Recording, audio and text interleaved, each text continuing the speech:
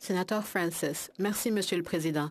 Ma question s'adresse au sénateur Gold. Sénateur Gold, j'ai lu un article très troublant dans le Globe and Mail ce matin qui a été écrit par Mme Otelaga.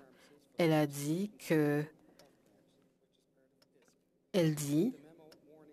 qu'il y a eu une note envoyée au gouvernement ou aux communautés leur disant que les médicaments sont sur le point d'expirer et de stocker des médicaments, même les médicaments expirés.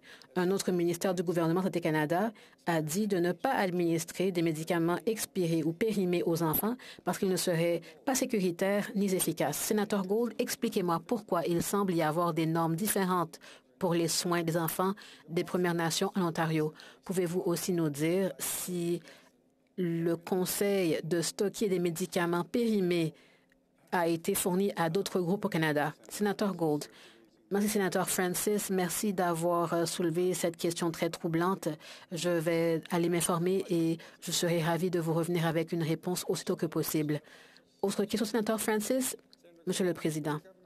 Merci.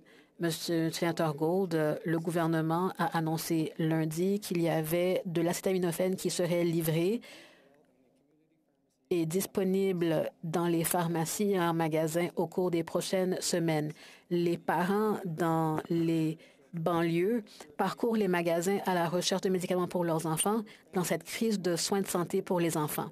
Mais dans les communautés du Nord, là où il y a très peu ou pas du tout de médicaments, il n'y a rien de prévu pour assurer que les enfants autochtones aient une chance égale de s'épanouir comme les autres enfants du Canada. Le gouvernement a une obligation morale d'assurer une prestation équitable des services.